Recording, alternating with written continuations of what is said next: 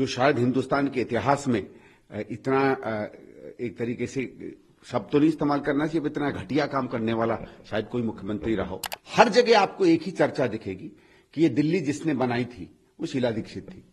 और उसके बाद जब वो केजरीवाल की बात करने लगते हैं, देखिए मैं 3 बार चुनाव लड़ा हूं, तीनों बार जब लोगों ने पूछा, मैंने कभी इतना मुझ में अहंकार नहीं है कि मैं कहूं नहीं। मैं पिछले 10 साल से आपने भी देखा होगा, मैंने हर मौके पे जब भी इन्होंने या तो अपनी वायदा खिलाफी की या दिल्ली के साथ गद्दारी की या भ्रष्टाचार किया या काम नहीं किया, उसका उल्लेख करता रहा। और आपको याद होगा, मैं आज से 7-8 साल पहले से आप लोगों से कह रहा था कि जिस तरीके का भ्रष्टाचार इस सरकार में हो रहा है, जब बाहर आएगा तो आप लोग इस बात का समझ भी नहीं पाएंगे कि कितनी भ्रष्ट कोई सरकार हो सकती है। खैर, समय आते आते बहुत सी चीजें जो मैंने उस समय कही थी सब सच निकली हैं। तो शायद एक मौका भी है दिल्ली की जनता को बताने का कि किस तरीके का उन्होंने मुख्यमंत्री चुना, जो शायद हिंदुस्तान के इतिहास में इतना एक तरीके से शब्द तो नहीं इस्तेमाल करना चाहिए, इतना घटिया काम करने वाला शायद कोई मुख्यमंत्री रहा हो। और मेरे हिसाब से ये चुनाव कोई विधायक के जीतने का चुनाव नहीं होगा।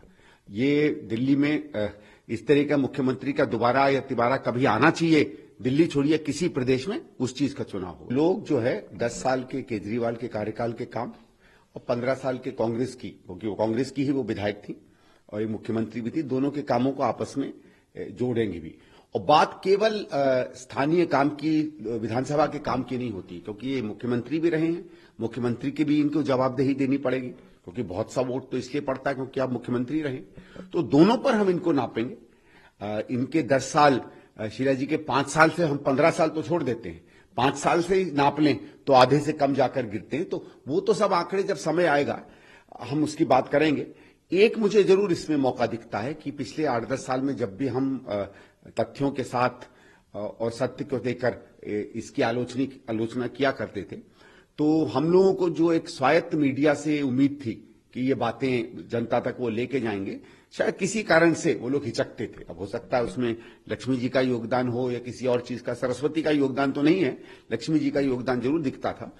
इस चुनाव में कम से कम कैंडिडेट हैं तो हो सकता है, क्योंकि इसमें तो आप समझ लीजिए जो हमारी तीसरी देवी हैं, जो एक चुनाव को युद्ध तो नहीं कहेंगे, लेकिन जब परस्पर दो चीजों के बीच में भिड़ंत होती है तो उस आशीर्वाद को लेकर वो बातें तो हम कह ही पाएंगे, वो लोगों के बीच में जाएंगी। क्योंकि स्वाभाविक है कि अपने अगर चुने हुए प्रतिनिधि नहीं रहे हैं तो जो बात एक पार्टी के पास होती है, जिसके चुने हुए विधायक या सरकार होती है। लेकिन दूसरा एक महत्वपूर्ण चीज है कि ये साधन संसाधन का भी चुनाव होता है, और उसमें तो आप देख ही सकते हैं कि आम आदमी पार्टी हो या बीजेपी हो, वहां हम लोगों से कई छलांगे ऊपर है, लेकिन वो बात नहीं बनती। देखिए, आज अगर आप दिल्ली की सड़क पे चले जाइए, दिल्ली की बसों में बैठ जाइए, यहां बेंचों में बैठिए, किसी चाय की दुकान पर खड़े होकर चाय आप पीजिए, कहीं खड़े होकर आप जहां 3 लोग बैठे हुए हैं बस स्टॉप पर उनसे चर्चा करिए, कहीं जहां लाल बत्ती आती है वहां मोटरसाइकिल खड़ी हो जाती है वहां बात करिए, मेट्रो में घूमिए, हर जगह आपको एक ही चर्चा दिखेगी